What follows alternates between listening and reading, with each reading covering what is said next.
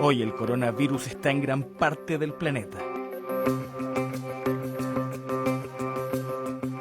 Pero fue en la ciudad china de Wuhan, cerca de Shanghái, donde este mortal virus nació. Un lugar que debió ponerse en cosa de horas en estado de emergencia.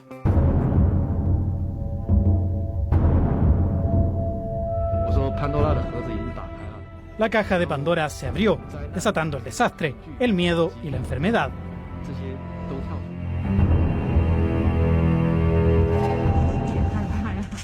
A decir verdad, tengo miedo. Mis padres todavía están cerca y yo soy hija única. Y tengo 2 hijos, entonces tengo miedo.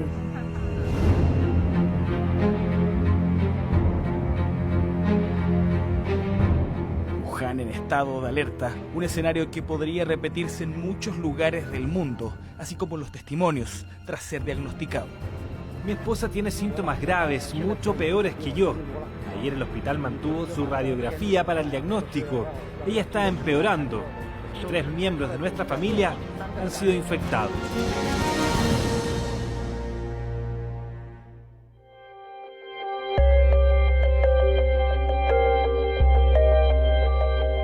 Así lucía Wuhan una vez que el coronavirus era una realidad.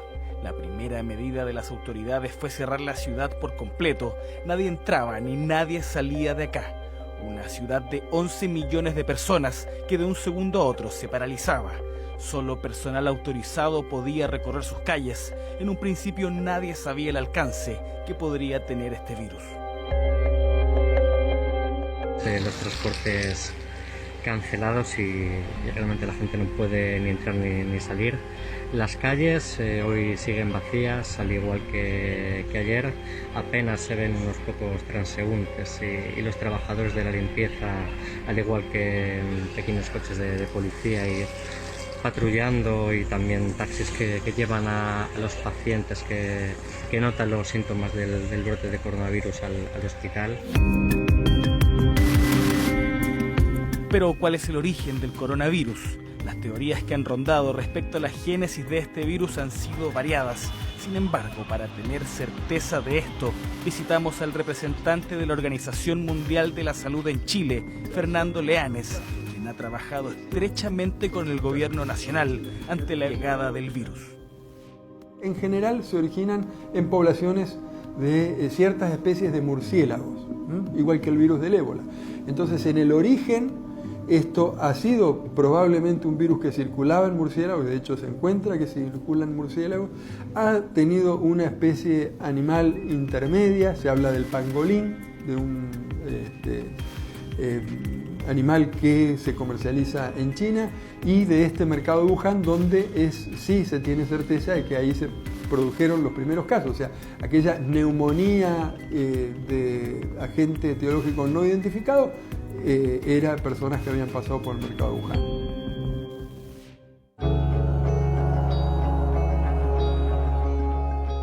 En principio, autoridades no parecen haber reparado al alarmante número de casos de neumonía que se presentaban en las urgencias de los hospitales, y tampoco repararon en el factor común que esos enfermos presentaban: haber visitado el mercado de animales vivos de Wuhan.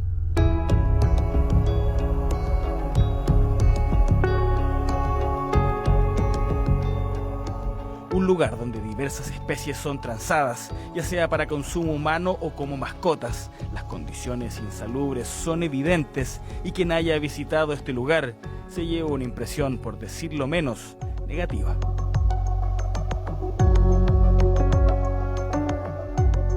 Una cosa es que haya salido de este mercado, otra muy distinta es la cadena de contagios.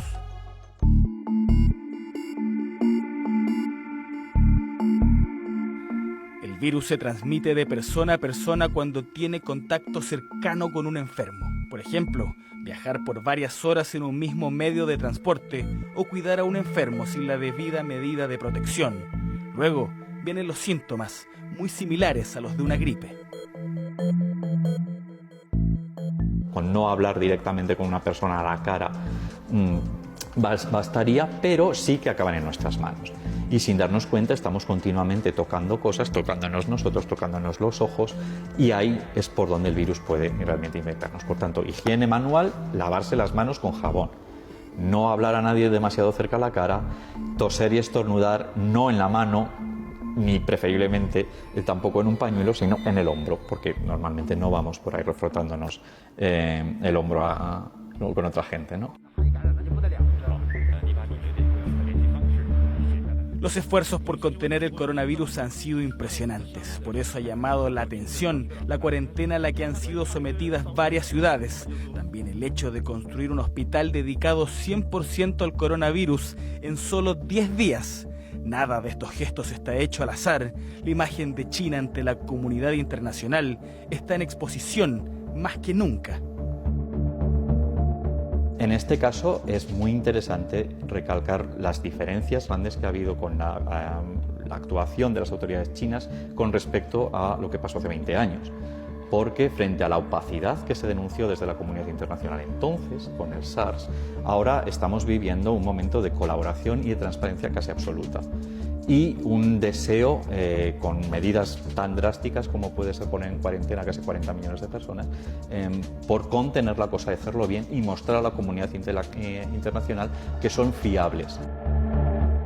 Y lo que se ve de la historia de la enfermedad, ahora ya con bastante información, es que fundamentalmente la enfermedad se propagó en Wuhan y hubo mucho menos casos afuera de Wuhan.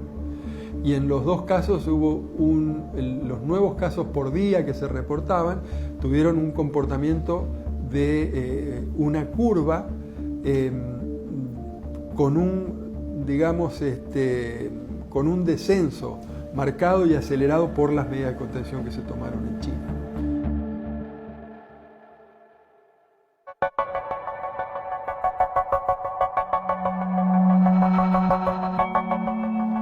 No existe en la actualidad una cura para el coronavirus o COVID-19. El tratamiento es solo de apoyo y depende del estado clínico del paciente y está orientado a aliviar los síntomas.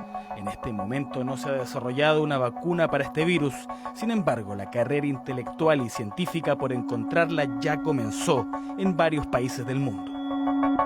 Este tipo concreto de coronavirus, SARS, MERS, ahora el nuevo coronavirus, probablemente lleve a que de aquí a 5 o 10 años sí que tengamos alguna vacuna o antivirales que relativamente nos puedan dar un poco más de tranquilidad en caso de una nueva emergencia de un virus así. Pero ahora mismo no tenemos nada y incluso en el mejor de los casos tendrían que pasar varios meses antes de que una vacuna se pudieran incluso plantear aprobarla para el uso en humanos. En Chile, la influenza mata al año al orden de 500 personas. Por eso siempre se alerta a los grupos de riesgos, niños y adultos mayores. En el caso del coronavirus es lo mismo. Hay que tomar los resguardos y cuidar a la población que está en peligro. La influenza estacional produce muchas muertes. Realmente es injustificado el caso de muertes que se produce de influenza estacional en Chile y en la mayoría de los países del hemisferio sur. Entonces es necesario que se tomen medidas y que las personas jóvenes protejan a la población que está en los grupos de riesgo, tomando las medidas que tienen que tomar. El lavado de manos de una persona joven va a evitar que una persona de los grupos de riesgo padezca la enfermedad. Tal vez, ¿no es cierto? Entonces todos tenemos que tomar las medidas. En un mundo globalizado y con la cantidad de viajes que se realizan al año a distintas partes del mundo, la aparición de estos virus podría ser cada vez más común. Sin embargo, lo importante es que cada país tome las medidas correspondientes con el fin de aislar el virus y lograr que el contagio no se masifique, producto de malas políticas públicas y sanitarias.